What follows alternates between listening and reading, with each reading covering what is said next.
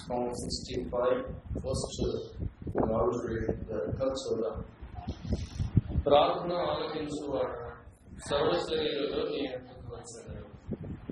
మరొక పర్యాయం చదువుకుంటాం. ప్రార్థన ఆలకించువాడు సామెతల గ్రంథం 15వ అధ్యాయం 8వ వచనాన్ని కూడా చదువుతాం. ఒక Proverbs chapter 15 verse 8. Lord read here the Kalsura. భక్తిహీనులు అర్పించువారు యెహోవాకు ప్రియులు, యథార్థవంతుల ప్రార్థన ఆయనకు ఆనందకరము. ప్రార్థన చేసుకుంటాం. దేవుని వాక్యంలో మనం గమనించినప్పుడు కొన్ని సంగతులు మన జీవితాన్ని పరిశీలించుకోవడానికి, మనం సంగతిపడడానికి దేవుడు పదే పదే ఆ మాటలను మన గమనానికి తీసుకురావడానికి ఇష్టపడుతున్నాడుగా మనకు అనిపిస్తుంది. కాబట్టి దేవుడు ప్రార్థన ఆలకించేవాడు. సర్వ శరీరంలో ఆయన దగ్గరికి వస్తాడు. మనం కూడా ఆయన దగ్గరికి వచ్చాం. మన ప్రార్థన ఆయన వినడానికి సిద్ధమే. అయితే మనలో దేవుడు తాను కోరిన క్వాలిటీని కలిగి ఉండాలని ఆలోచిస్తున్నాడు. మనలో చాలా మందికి క్వాంటిటీ ఉంది, క్వాలిటీ లేదు. క్వాంటిటీ అంటే ఉండవలసిన సామాగ్రి లేదా స్థాయి ఏంటది? మనలో ప్రతి ఒక్కరికి ఒక స్థాయి ఉంది. ఏంటది? నేను ఆత్మీయుడిని, నేను భక్తిపరుడిని, నేను యోగ్యుడిని, నేను ప్రార్థనాపరుడిని, నేను ఆరాధికుడిని, నేను అనుభవజ్ఞుడిని, ఇవన్నీ చెప్పుకుంటా. ఇదంతా మనలో కలిగి ఉన్న క్వాంటిటీ. అర్థమవుతుందా? మనలో కలిగి ఉండే విషయాలు, గుణలక్షణాలు, మనం కలిగి ఉన్న స్థాయి, మన హోదాన్ని చూపిస్తున్నాయి. అలాగే నేను ఎవరిని పలానా నేను ఎప్పుడు ఇచ్చున్నాను? ఇంచుమించి 50 సంవత్సరాలు, 60 సంవత్సరాలు, 30 సంవత్సరాలు, 50 సంవత్సరాలు, 5 సంవత్సరాల అనుభవం ఉందండి నాకు. సీనియారిటీని కలిగి ఉన్నాం. We have seniority, but we don't have sincerity. ఏం కలిగలేము చెప్పండి?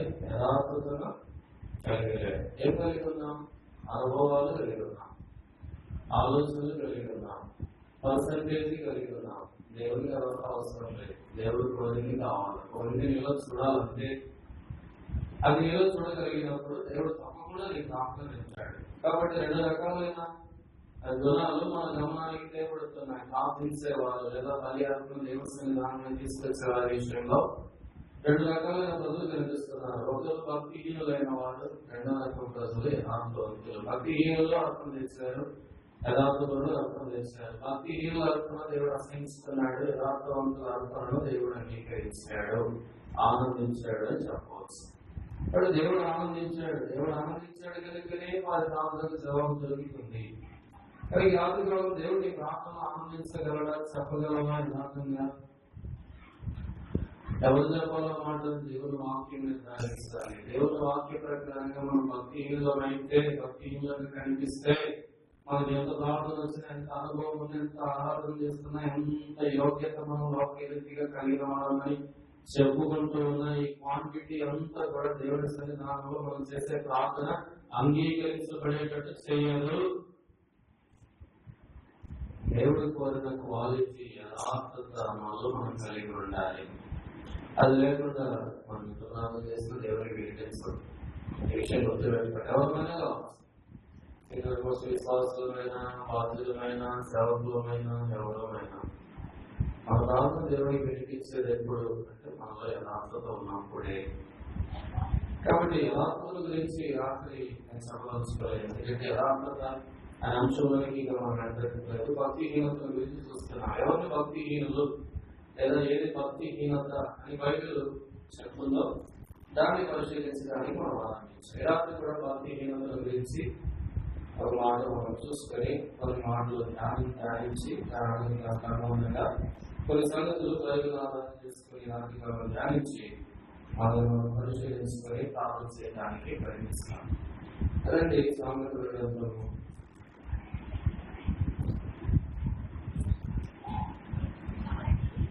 3వ 12వ అధ్యాయం 3వ వచనం.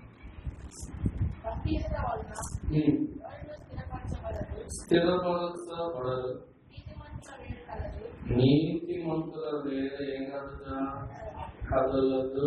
కాబట్టి ఇక్కడ భక్తిహీనత ఏం చేస్తుందట? అస్థిరుడిగా చేస్తుంది. భక్తిహీనత ఏం చేస్తుంది? అస్థిరుడిగా, చంచలుడిగా చేస్తుంది. స్థిరుడిగా ఉండలేరు, స్థిరంగా ఉండలేరు. స్థిరత్వం లేకపోవడమే భక్తిహీనత. మాట చెప్పాలంటే నీ అస్థిరమైన జీవితము దేవుని దృష్టిలో భక్తిహీనమైనది. ఈ విషయాన్ని గుర్తుపెట్టుకోవాలి. కాబట్టి ఏ విషయాల్లో మనం స్థిరంగా ఉండాలి, ఏ స్థిరమైనవిగా మన జీవితంలో ఉండాలి అనే సంగతులు మనం బైబిల్ ఆధారం చేసుకుంటుంటే కనీసం 7 ప్రాముఖ్యమైన సంగతులు మనకు కనిపిస్తాయి. భక్తుడు అంటాడు, ప్రభువు నందు స్థిరులయ్యుండుడి అంటాడు. చూడండి, తెస్సలోనికయులకు రాసిన మొదటి పత్రిక 4వ అధ్యాయం 8వ వచనం చదువుతారుగా. మొదటి తెస్సలోనిక 4:8.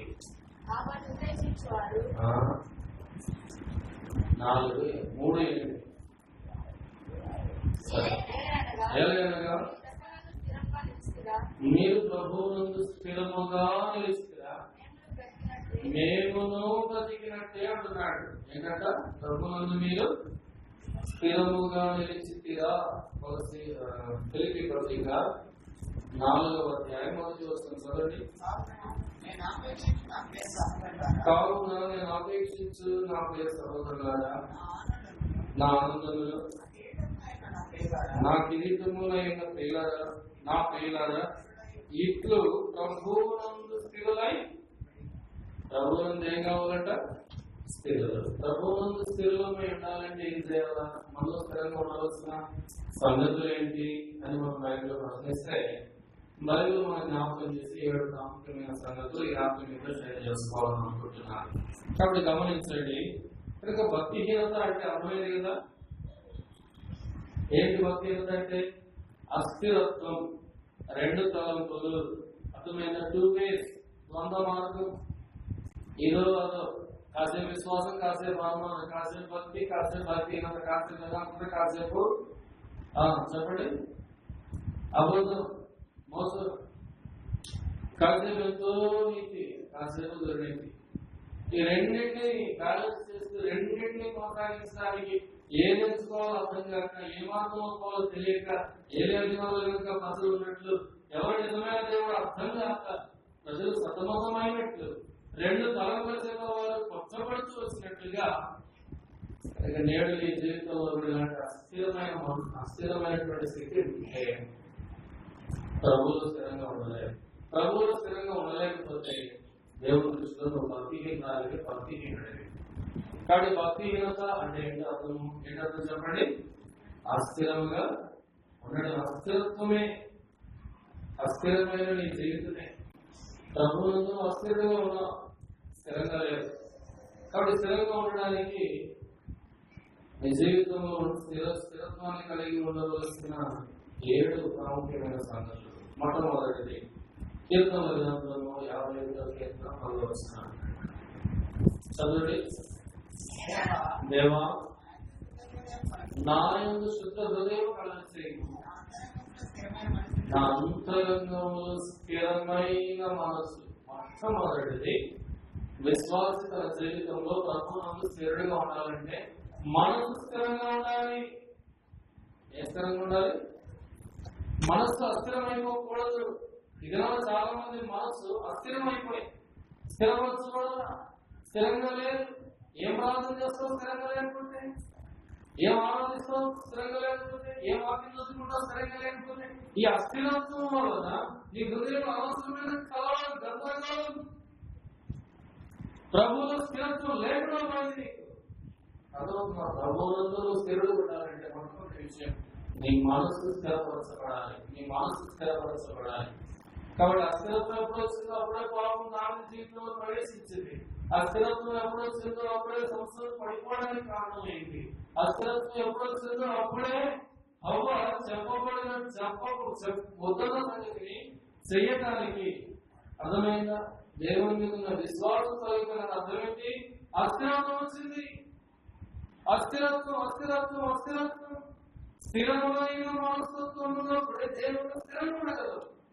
కష్టం వచ్చినా, నష్టం వచ్చినా, రోగం వచ్చినా, వ్యతిరేకతలు వచ్చినా, ప్రతికూలతలు ఉన్న పరిస్థితులు ఎట్లున్నా, తుఫాను మీదకి లేచినా స్థిరంగా ఉండాలి ప్రభు అంటే నీ మనసు స్థిరపరచబడాలి. మొదట రూతు నయోమిని వెంబడించడానికి ఏముంది? నయోమి దగ్గర ఏముంది? ఏం లేదు. నయోమి వృద్ధురాలు, నయోమి విధవరాలు, నయోమి నిరుపేదరాలు, నయోమి తన భూమిని విడిపించుకోలేదు, నయోమి కాలు చెప్పుకోవడానికి తిరిగింది. నయోమి దగ్గర ఏముంది?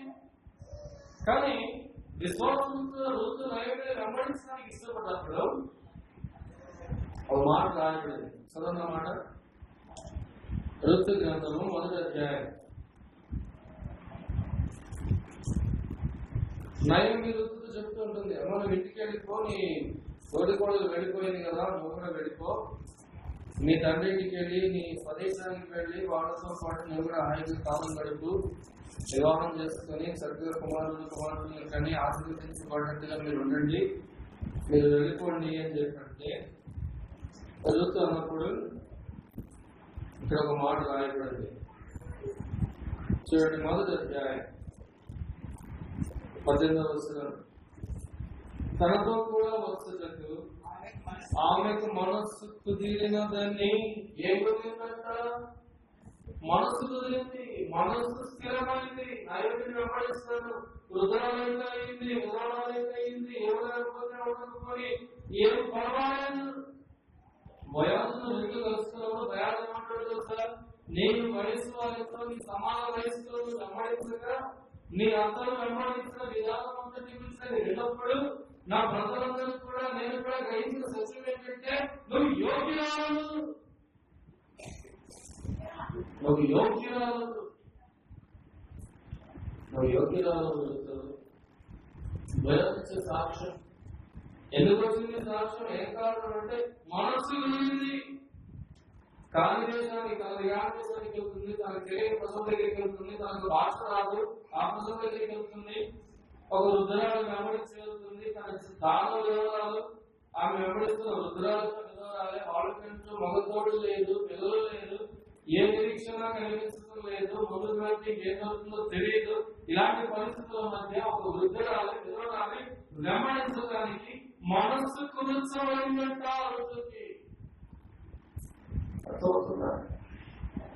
రాత్రికాలంలో జీవిస్తున్నారు, మనస్సు కుదిరితే పరిస్థితులు ఎలా ఉన్నా వెంబడించడానికి ఇష్టపడతా ఉంటాం.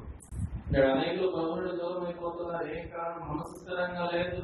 ఏదో కొద్ది కాలం వచ్చినా, ఏదో చదువుతుంది అనుకున్నా, ఏదో ప్రార్థన వింటాడు అనుకున్నా, రోగం పోతుంది అనుకున్నా, అప్పు పోతుంది అనుకున్నా, సమస్య పోతుంది అనుకున్నా, బాధలు తీరుతాయి అనుకున్నా, వివాహం అవుతుంది అనుకున్నా, పిల్లలు పుడతారు అనుకున్నా, ఏదో కార్యం జరుగుతుంది అనుకున్నా, వాళ్ళు వీళ్ళు చెప్తుంటే విని విశ్వసించాం, వచ్చాం, పోయినాం, ఎంతో కొంతకాలం ఉన్నా కానీ ఏం జరగలేదు. ఎలా ఎందుకు ఇలాంటి పరిస్థితుల్లోకి వచ్చా, ఎలా ఎందుకు ఇలాంటి తీర్మానాలకు వచ్చే కారణం ఏంటి? మనస్సు స్థిరపరచబడగా, మనస్సు కుదరగా నీకు దేవుడు వెంబడించడానికి అర్థమవుతుందా? అది వెళ్తూ మనస్సు కుదిరినంట, స్థిరమైందంట, నాయకులు వెంబడించిందంట. అద్భుతం కదా. ఈ రాత్రి నేను జీవితాన్ని పరిశీలించండి, మనసు స్థిరంగా ఉందా? దారిలో అంటున్నాడు, దేవా నా శుద్ధత కలిగించి నా అంతరంగంలో స్థిరమైన మనసు నూతనంగా పుట్టించు, ఆధునిక నూతనంగా పుట్టించు, నూతనంగా పుట్టించు, స్థిరంగా నా మనసు ఉన్నాయి. ఈ అస్థిరత్వాన్ని బట్టి సంచలనం అయిపోయి ఎన్నో లక్షలు పెట్టగా చేయకూడదు. వాడు స్థిరమైన మనసు దయచేయి. నీ అంత స్థిరుడుగా ఉండడానికి స్థిరంగా నిలబడిస్తాను. కాబట్టి మొట్టమొదటిది ఏం స్థిరంగా ఉండాలి? మనసు స్థిరంగా ఉండాలి. ప్రాకారంగా పట్టణాన్ని పట్టుకోవడం కంటే మనస్సు స్వాధీనపరుచుకోవడం గొప్ప అంటాడు. చూడండి, సామెతలు గ్రంథం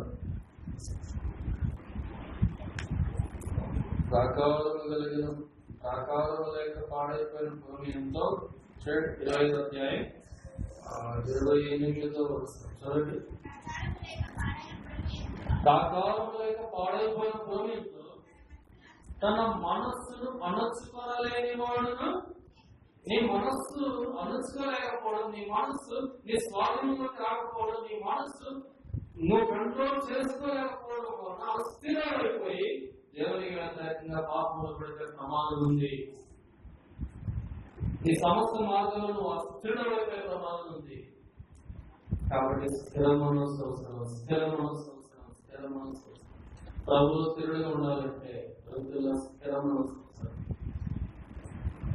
కాబట్టి ఇప్పుడు ప్రభు స్థిరులై అస్థిరత్వమే భక్తిహీనత. కాబట్టి నీ జీవితంలో స్థిరత్వం అనేది మొట్టమొదట నీ మనస్సులో జరగాలి. స్థిరంగా ఉండే కార్యం అటు ఇటు అటు ఇటు అటు ఇటు తచ్చాడకూడదు నీ మనస్సు. ఎందుకు తెలుసా? అస్థిరం అయిపోయింది అనుకో నీ మనస్సు, నేను ఎక్కడ నిలబడలేదు. అందులో కూర్చోలేవు, ప్రార్థనలు కూర్చోలేవు, ఆరాధనలు కూర్చోలేవు, వాక్యం కూర్చోలేవు. అర్థమైందా? ప్రార్థన చేస్తే కూర్చోలేవు. స్వార్థ విషయంలో రాగతి వల్ల కాదు, ఉండలేదు, నీ వల్ల కాదు. చూడు, నీ మనసు అస్థిరం అయిపోయిందంటే సంచలనం వచ్చిందంటే ఎక్కడెక్కడెక్కడెక్కడో పోవాలనిపిస్తుంది, ఏదో చేయాలనిపిస్తుంది. మనస్సు కుదరాలి, మనసు స్థిరం కావాలి. మనసు స్థిరం అయితే అర్థమవుతుందా? ప్రభువులో స్థిరంగా ఉండదు. ఇది మొదటి విషయం. లేకపోతే ఆకారం లేకపోతే నీ మనస్సును ఉంచలేకపోతున్నా, నీ మనస్సుని స్వాధీనం ఉంచలేకపోతున్నా, నీ మనస్సు కంట్రోల్ అవ్వడం లేదు, నీ మనస్సు అడియాసులు కలిగి తిరుగుతుంది. కాబట్టి స్థిరుడు అయిపోయావు కనుక పాడైపోయిన అనుభవంలాగా నీ జీవితం కూడా పాడైపోతుందని చెప్తున్నాడు. కాబట్టి రాత్రి పరిశీలించాడు. మొట్టమొదటిది నీ మనసు స్థిరంగా ఉండాలి. రెండవది 17వ కీర్తన 5వ వచనం చదండి. 17వ కీర్తన 5వ వచనం. నీ మార్గముల యందు నా నడకలను స్థిరపరుచుకున్నాను. What a beautiful word it is. అంత అద్భుతమైన మాట. భక్తుడు అంటున్నాడు, నీ మార్గముల యందు నా నడకలు స్థిరపరుచుకుని ఉన్నాను. నా సొంత మార్గాలు నడిచిపెట్టే ప్రభు, నా మార్గాలు కాదు, నా బుద్ధి కాదు, నా వివేకం కాదు, నా జ్ఞానం కాదు, నా తెలివి కాదు, నా సొంత పద్ధతి కాదు, ఏదో కట్టుబాటు కాదు, సాంప్రదాయం కాదు, కానీ నా నడకలు నీ మార్గాలు స్థిరపరుచుకున్నాను. నీ ప్రవర్తన చూసి దేవుడు ఆనందించగలగాలి అంటే నీ నడక ఆయన చేత స్థిరం కావాలి. ఎక్కడ? ఆయన మార్గాల్లో. యెహోవా మార్గంలో చక్కనివి, నీతిమంతులు వాటిని అనుసరిస్తారో చెప్పబడింది. ఎవరు అనుసరిస్తారంటే దేవుని మార్గాలను? నీతిమంతులు అనుసరిస్తారు. చక్కనివి అర్థమవుతుందా? ఎందుకు చక్కనివి అంటే బైబిల్లో చెప్పబడింది, దేవాని మార్గం పరిశుద్ధము, దేవాని మార్గం నీతి గలది, దేవాని మార్గం మహిమ గలది, దేవాని మార్గం ఆశీర్వాదకరమైనది, దేవాని మార్గము నిత్యత్వానికి నడిపించేది, నిత్య జీవం ఇచ్చే మార్గం, జీవ మార్గము. ఏ మార్గం అంట? జీవ మార్గము. కాబట్టి నీ మార్గం చక్కనిది, నీతిమంతులుగా అనుసరిస్తారు. కనుకనే నా నడకలను నీ మార్గములో స్థిరపరుచుకున్నాను. ఒక నిధులు సరైనగా కనబడే మార్గము గలదు, అది తుదకు మరణానికి ప్రవేశిస్తుందని చెప్పండి. ఏ మార్గంలో నడుచుకుంటున్నావు? ఆలోచించు. ఏ మార్గంలో నీ నడకలు స్థిరపరచుకుంటాయి? నీ సొంత మార్గాల్లోనా, లేకపోతే ఇతరులు ఎవరైనా చూపించిన మార్గంలోనా, లేక దేవుని మార్గంలోనా? ఏ మార్గంలో? నీ మార్గములు యెహోవాకు అప్పచెప్పాలి. నీవు ఆయన నమ్ముకోవాలి. అప్పుడు ఆయన నీ కార్యం నెరవేరుస్తాడని బైబిల్ చెప్తుంది. కానీ నువ్వేం చేస్తున్నావు? ఆయన మార్గంలో వదిలిపెట్టా, నీ మార్గంలో వస్తున్నా. నీ మార్గము కూడా ఒకవేళ సఫలం కాకపోతే ఎవడన్నా అనుకోవట్లేదు చెప్పిన మార్గంలో వెళ్ళిపోతున్నావు. ఆయన దేవుని మార్గంలో నీ నడకలు స్థిరపరుచుకున్నావా? ఆయన అంటాడు, చీకటి గల దొంగ ఊరిలో నుండి ఆయన నన్ను పైకెత్తి నా పాదములు బండ మీద నిలిపి స్థిరపరిచాడు. నా అడుగులు స్థిరపరిచాడు. నా అడుగులు ఆయన స్థిరపరచడానికి కనుకనే ఆయన మార్గంలో నడుచుకోవడానికి నడకలు స్థిరపరుచుకున్నా. కాబట్టి నీ నడక దేవుని మార్గంలో ఉండాలి. దేవుని మార్గం ఎదురైంది. ప్రభుత్వ అన్నారు, ఈ మార్గంలో అనేకులు ప్రవేశించడానికి ప్రయత్నిస్తారు కానీ వారు సాధ కాదు. అర్థమైందా? కాబట్టి ఎదురు మార్గంలో ప్రవేశించడానికి మీరు పోరాడండి అన్నాడు. ఏం చేయాలంటే మనం మాకేందుకంటే పోరాటం, ఊరికనే ఆరాటపడుతామంటే మార్గంలో నేను అడుగు స్థిరపరుచుకోలేదు. కాబట్టి ఎదురు మార్గంలో ప్రవేశింప పోరాడండి అని ప్రభు చెప్పాడు. కనుక ప్రేమైన సోదరి సోదరులు ఆత్మసారి జీవితాన్ని పరిశీలించడం మీ నడకలు ఎవరి మార్గములో ఏ మార్గములో తమ మార్గములు నీ నడక స్థిరపరచబడిందా లేక ఈ మార్గములు లేకపోతే ఇతరుల మార్గంలో నడక స్థిరపరచబడిందా ఒకసారి ఆలోచించు ప్రాధాన్యత వెళ్ళడం కనుక లోక సంబంధమైన మార్గాలలో మనుషుల మార్గాలలో కాదు ప్రభు మార్గములో నీ నడక స్థిరపరచబడాలి అది చాలా విలువైన అంశం. కానీ దావీదు తన నడకను స్థిరపరుచుకున్నాడు ఎక్కడ చెప్పండి. ప్రభు మార్గంలో నడుచుకున్నట్లు ఆయన తన నడకను ఎందుకు మన నడకను పడకను ప్రభు పరిశీలిస్తాడు. అర్థమవుతుందా? ముందు వెనకలు ఏమన్నా ఆలోచించామంటాడు. 139వ కీర్తన దావీదు క్రమంలో చూడండి. 139వ కీర్తన 2, 3, 4 వస్తున్నారు. నేను కూర్చుంట నేను లేచుట నీకు తెలుసు, నాకు తలపు పుట్టక మునిపే నీవు నా మనసు గ్రహించుతున్నావు. నా నడకను నా పడకను నీవు పరిశీలన చేస్తున్నావు. నా చర్యలన్నింటినీ బాగుగా తెలుసుకుని ఉన్నావు. యెహోవా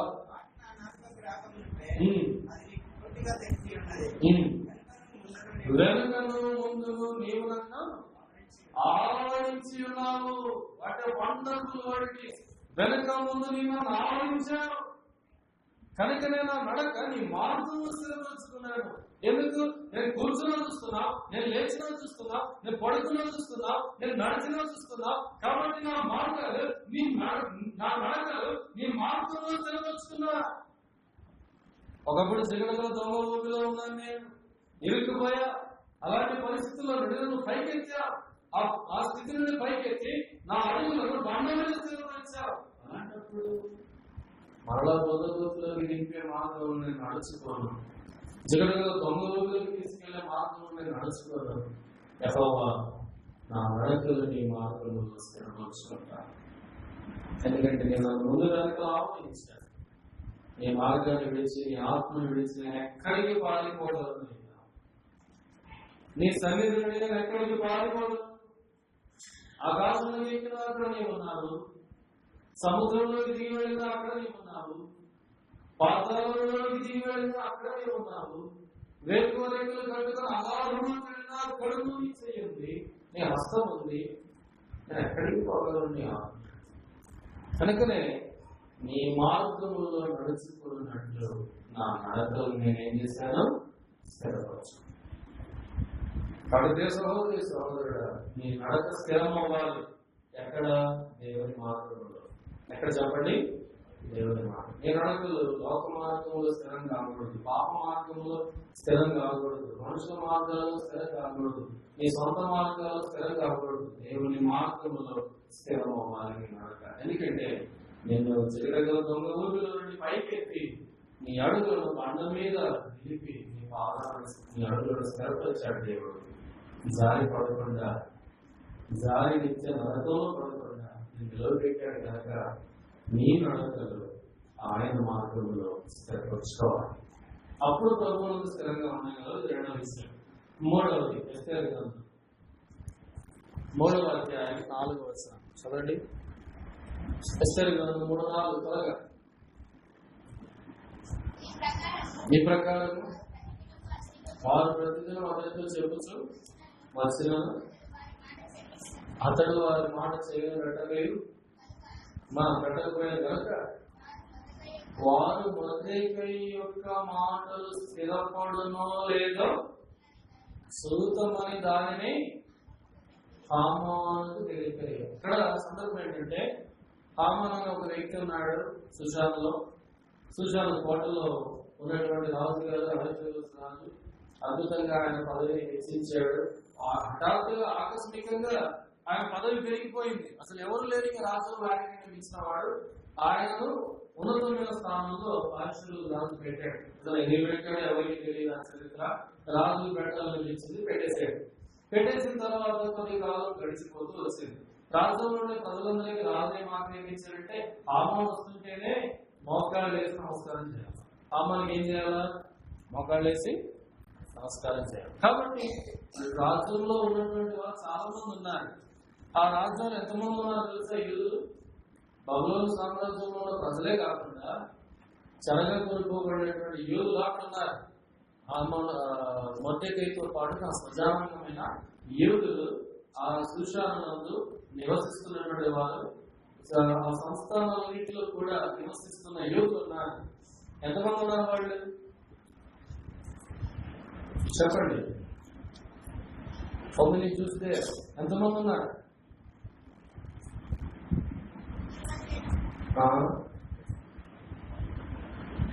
22 మంది. ఎంతమంది ఉన్నారు యూదులు? యూదులు ఎంతమంది? సుశాలలో నివసిస్తున్న యూదులు మొర్దెకై కాలంలో ఎంతమంది?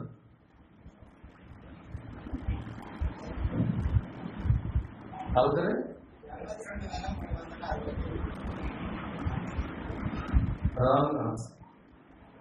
1,50,00,000 మంది ఉన్నారు. ఎంతమంది?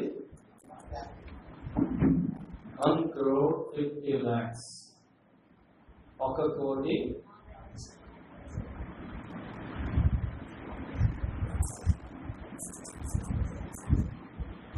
కాబట్టి గమనించాలి. మనం ఈ రాత్రి పరిశీలించాలి. మన జీవితంలో పరిశీలించి చూడు. ఇంతమంది ఆ సుశోధ కోటలో ఉంటే ఒకే దినాన అందరూ చంపబడాలని చెప్పేసి హామాను చట్టం పుట్టించాడు. ఏం పుట్టించాడు చెప్పండి? చట్టము. ఆయన చేసిన చట్టానికి కారణం ఏంటంటే మొర్దెకై పొంగలేదు, నమస్కారం చేయలేదు, ఆయనకు లొంగలేదు. ఆయనకు చాలా కోపం వచ్చింది. ఆహా, నాకు నమస్కారం చేయడా, నా దగ్గర వంగడా, తల వంచడా, చూద్దాం.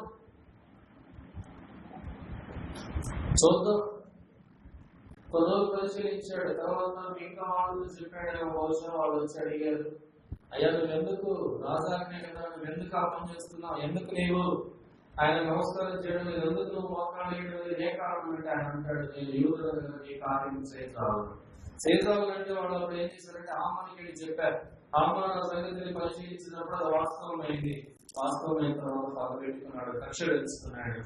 అయితే ఈ మొర్దెకై మాటలు స్థిరపడతాయో లేదో చూద్దామో అనుకున్నారట. కాబట్టి ఇక్కడ వాళ్ళు పరిశీలించాల్సిన విషయం ఏంటో తెలుసా? నేను యూదులకు నమస్కారం చేయడం కదా, ఈయన మాటలు స్థిరమవుతాయో చూద్దాం. విశ్వాసిగా నీ మాటలు స్థిరంగా ఉంటున్నాయా? ఇక్కడ ఒక మాట, అక్కడ ఒక మాట, మాట చెప్తా, మార్చేస్తా, ఎక్కువ మాట మాట్లాడుతా, ఎలా ఉంటుంది ఆ మాట? నీకు అస్థిరమైపోయింది. నేను వాళ్ళకి ఏం మాట్లాడుతా తెలియదు. శ్రమ లేకపోతే అలా మాట్లాడతావు, శ్రమ ఇంకోలా మాట్లాడతావు, అని బాగుంటే ఒకలా మాట్లాడతావు, కరువు వస్తే ఇంకోలా మాట్లాడతావు. అలా ఎలా మాట్లాడేయగలవు? నువ్వు యూదుడు కదా, నీ మాటలు స్థిరంగా ఉండాలి. నువ్వు విశ్వాసం కదా, ఆరాధకుడు కదా, ప్రభువు స్తుతించే వ్యక్తివి కదా, ఎలా నీ మాటలు స్థిరంగా ఉండవు? విశ్వాస యొక్క మాటలు స్థిరంగా ఉండాలి. నీ మాటలు 2-4 మాటలు కాకూడదు. అర్థమైందా? 2-4 మాటలు కాకూడదు. కానీ రాత్రికాలం పరిశీలించండి. వాక్యం చెప్తుందా? మీకు ఏమైనా డౌట్ ఉంటే నాకు పర్సనల్ చెప్తాను. కంగారు పడతాను. నేను చెప్పేదంతా వదిలేసి అక్కడే చెప్తున్నాను. వాళ్ళకి ఏదో చెప్పాను కదా, చెప్పిన దాన్ని ఆలోచన చేస్తున్నాను. ఏదో చెప్పాడు, ఏదో ఏడుందో ఆయన ఎత్తుకుడు, అది ఎత్తుకుని వాక్యం చెప్పే వాక్యం వినకుండా నీ మా సైడ్ వెళ్ళిపోతుంది. అది వదిలిపెట్టి నీకు అర్థం కాకపోతే నేను దాన్ని క్లారిటీ ఇస్తాను. అర్థమవుతుందా? చెప్పే వాక్యం మీద మనసు పెట్టి. కాబట్టి పిల్లలు గమనించాలి, ఆయన మాటలు స్థిరమయ్యాయి. నేను యూదుడు, ఆయన మొక్కలు, నేను సాగిలో పడుతుంది, నమస్కారం చేయను, నేను చేయనా పని. ఒక మనుషునికి దేవుని స్థానాన్ని ఇవ్వలేను. మొర్దెకై చెప్పే ఉద్దేశం ఏంటంటే, యూదులకు ఉన్న ఒక అలవాటు, యూదులకు ఖచ్చితంగా ఉన్న అలవాటు ఏంటంటే, రాజైనా సరే ఎవరైనా సరే ఆ వ్యక్తి ముందు వాడు మోకాళ్ళు వేయకూడదు, దేవుని ముందు తప్ప. అది వాళ్ళ పద్ధతి. వాళ్ళు దేవుని దగ్గర మోకాళ్ళు వేస్తారు, దేవుని దగ్గర తప్ప ఎవరి దగ్గర మోగించరు.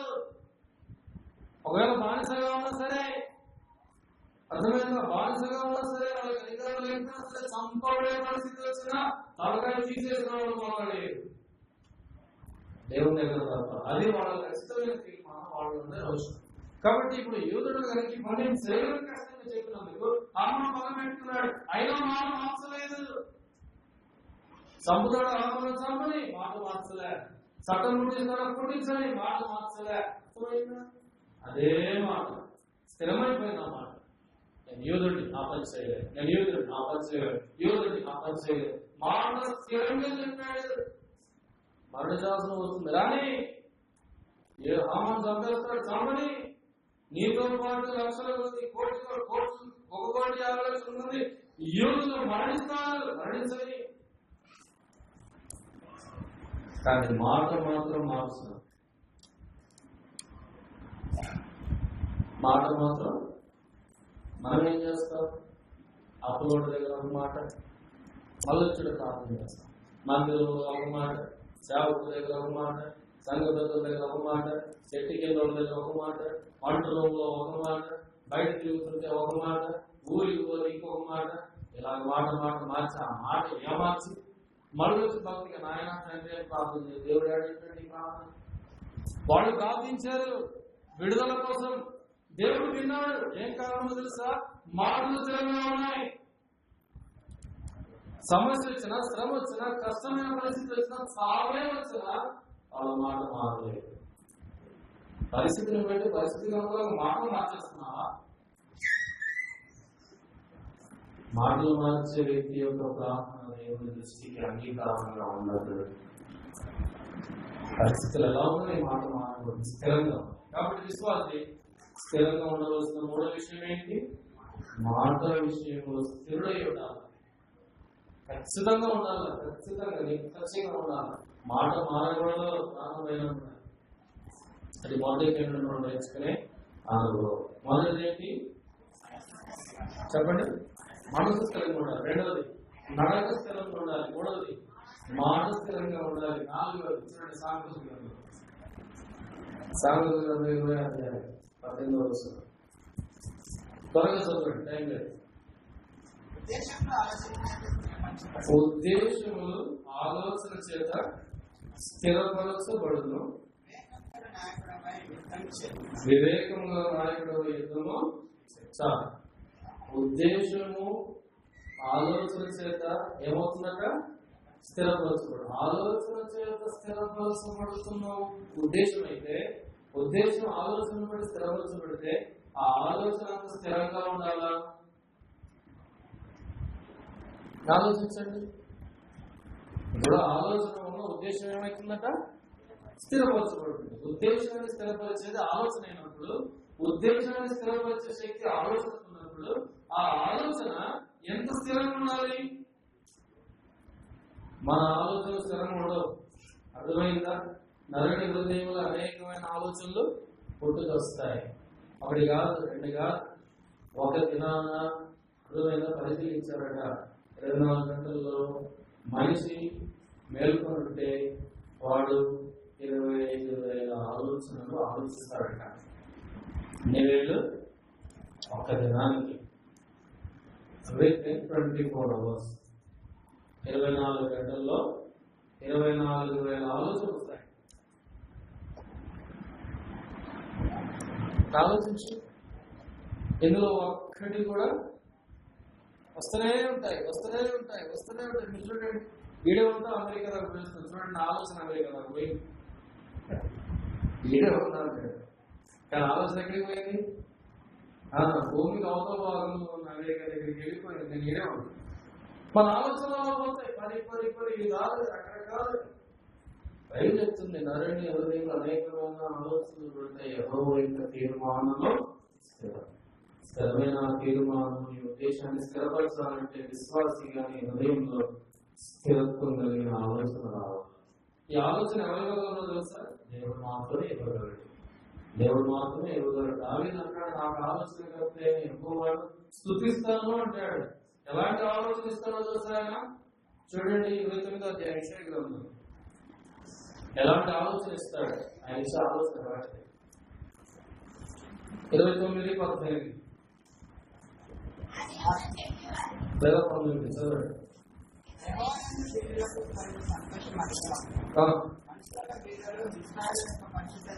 మాడికి ఎందుకు పోతున్నావు? ఏ పని మాడికి ఊరుకుంటే 28-29 చదవండి. జనులు సైన్యములకు యెహోవా చేత దానిని నేర్చుకుందరు. ఆశ్చర్యకరమైన ఆలోచన శక్తి, అధిక బుద్ధి అనుగ్రహించువాడు ఆయనే. ఎలాంటి ఆలోచన ఇస్తారట? ఆశ్చర్యకరమైన ఆలోచన. ఆయన ఆలోచన కూడా కనిపెట్టుకుంటే అద్భుతమైన ఆలోచనలు దేవుడు ఇస్తాడు. అవిస్తరమైనది ఉద్దేశాలు స్థిరపరిచే ఆలోచన దేవుడు ఇస్తాడు. కాబట్టి విశ్వాసిగా నీ హృదయంలో పుట్టే ఆలోచన అస్థిరమైనది ఉండకూడదు. రకరకాల ఆలోచన వచ్చేస్తుంటాయి. కనిసేపు కూర్చొని ఏదో ఆలోచనలు నడకలేదు, ఒకటి స్థిరంగా ఉండదు. అర్థమైందా? కాబట్టి రాత్రికాలం పరిశీలించాడు, నీ హృదయంలో పుట్టిన ఆలోచన స్థిరంగా ఉందా? యెరూషలేము విషయంలో నెహెమ్యా హృదయంలో దేవుడు ఆలోచన పుట్టించాడు. ఆ ఆలోచన స్థిరంగా ఉంది. స్థిరంగా ఉంది కాబట్టి వచ్చింది. ఎక్కడో రాజోద్యోగం చేసుకునేవాడికి యెరూషలేము మీద ఆలోచన ఏంటి? యెరూషలేములో ఉన్నోళ్ళకి లేదు ఆలోచన, యెరూషలేము బయట ఉన్నోళ్ళకి లేదు ఆలోచన, యెరూషలేము చుట్టుపక్కల ఉన్న వాళ్ళకి ఆలోచన లేదు. అర్థమవుతుందా? కానీ యెరూషలేముకు బయట ఎక్కడో 4 మాసాల ప్రయాణంతో దూరంలో ఉన్న ఒక వ్యక్తి హృదయంలో దేవుడు ఆలోచన పుట్టించాడు. అర్థమవుతుందా? ఆయన అంటాడు, నా హృదయంలో యెరూషలేము గురించి దేవుడు ఆలోచన పుట్టించాడు. ఈ స్థిరమైన ఆలోచనను బట్టి ఎంత క్రయం చెల్లించడానికి ఇష్టపడ్డాడు నెహెమ్యా. యవనస్తుడు, రాజోద్యోగి, ఆయనే కొరత లేదు. రాజులు చాలా బాగున్నాడు, బహుళ దేశంలో చాలా అద్భుతంగా ఉన్నాయి మొదటి. అయినా హృదయంలో దేవుడు పుట్టించిన ఆలోచన మండించబడుతూ వస్తుంది. దాని ఉపవాసంతో కన్నీటితో ప్రార్థిస్తూ వచ్చాడు. దేవుడు అద్భుతంగా కార్యం జరిగించాడు. ఆమె హృదయాన్ని మార్చాడు. 4 మాసాల ప్రయాణం 12 సంవత్సరాల నాలుగు పెట్టి వచ్చాడు. అర్థమవుతుందా? 12 సంవత్సరాల పాటు సెలవు పెట్టి వచ్చాడు ఉద్యోగాన్ని. ఎంతో సెలవు పెడతావు చిన్నాను? 4 రోజులు 5 రోజులు 12 సంవత్సరాలు పెడతావు. అది 12 సంవత్సరాలు పెడితే పోగా సహనంగా బాగుంటుంది సమాధానం. కరెక్టే. మనుషులను మనం అలాగే ఆలోచిస్తాం. కానీ ఆయన హృదయంలో దేవుడు పుట్టించిన ఆలోచన విషయమై ఎంత సమర్పణతో ముందుకు వచ్చాడు. ఎవరు చేయగలరు? ప్రార్థన చేయడానికి దేవుడు సన్నిధానానికి వచ్చాను. ఒకసారి మన జీవితాన్ని పరిశీలించుకుంటాం. మన ఆలోచన స్థిరంగా ఉందా? దేవుడి నిమిత్తం పరిశీలించాడు. అస్థిరమైన ఆలోచన ఒకటి కాదు, 2 కాదు. కాబట్టి స్థిరమైన ఆలోచన కలిగి ఉండాలి. మొట్టమొదటి ఏంటి? స్థిరమైన మనసు కలిగి ఉండాలి. రెండవది ఏంటి? స్థిరమైన నడక కలిగి ఉండాలి. ప్రభు మార్గంలో స్థిరంగా ఉండాలి, స్థిరంగా నడుచుకోవాలి. మూడవది మాటలు స్థిరంగా ఉండాలి, అస్థిరమైపోకూడదు. 4వది ఆలోచన స్థిరంగా ఉండాలి. 5వది ఆమోసు గ్రంథం 5వ అధ్యాయం 15వ వచనం చదవండి. కీడును ద్వేషించి మేలును ప్రేమించు, గుమ్మములలో న్యాయమును స్థిరపరచుడి. గుమ్మములో ఏం స్థిరపరచాలట? న్యాయాన్ని స్థిరపరచాలి. న్యాయవంతమైన జీవితం, న్యాయాన్ని తీర్చే జీవితం, న్యాయాన్ని చెప్పగలిగే స్థితి. అన్యాయం చేస్తే ఎట్లా? అన్యాయస్తులు దేవుడి రాజ్యంలో కట్టుబడులు కాలేదని నీకు తెలియదా అన్నాడు. కాబట్టి అన్యాయస్తులు దేనికి? చదువు చెప్పండి, దేవుడి రాజ్యానికి అద్భుతాలు కాలేదు. లోకంలో అన్యాయం ఉంది. విశ్వాసిగా చేయబడిన నీవు కూడా, ప్రభువును నమ్మిన నీవు కూడా అన్యాయస్తుల్లో ప్రవర్తిస్తే దేవుడు అంటున్నాడు, న్యాయము స్థిరపరచుడి. గురువులో ఏ స్థిరంగా ఉండాలా? న్యాయం. నీ జీవితంలో ఏ స్థిరంగా ఉండాలా? న్యాయము అర్థమైన న్యాయంగా ప్రవర్తించాలని దేవుడు కోరుకుంటున్నాడు. కనుక ఐదవదిగా న్యాయం స్థిరంగా ఉండాలి. ఆరవది హెబ్రీ పత్రిక 11వ అధ్యాయం 27వ వచనం.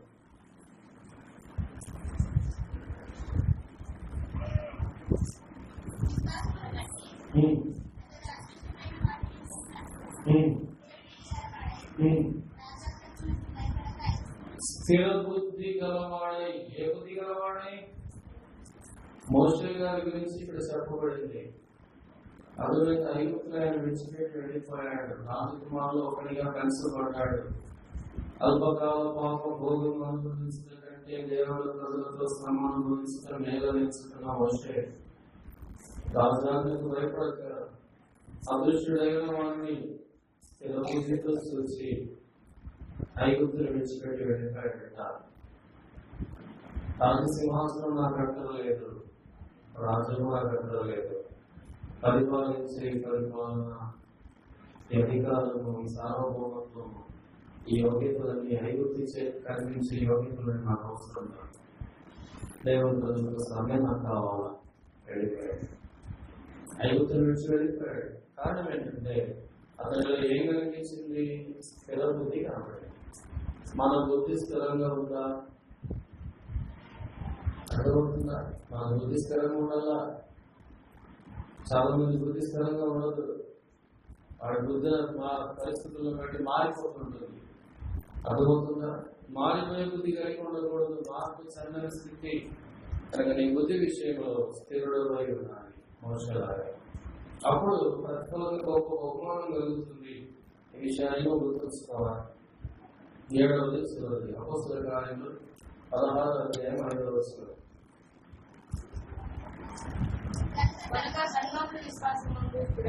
విశ్వాసమునందు స్థిరపడి అనుదినము లెక్కకు విస్తరించుచుండెను. ఏమైనాక అనుదినము లెక్కకు విస్తరించు వచ్చాయి. ఎట్లాగా? విశ్వాసమునందు స్థిరపడి. కాబట్టి విశ్వాసులు, దేవుని ప్రజలు, సంఘము విశ్వాసం ఏం కావాలా?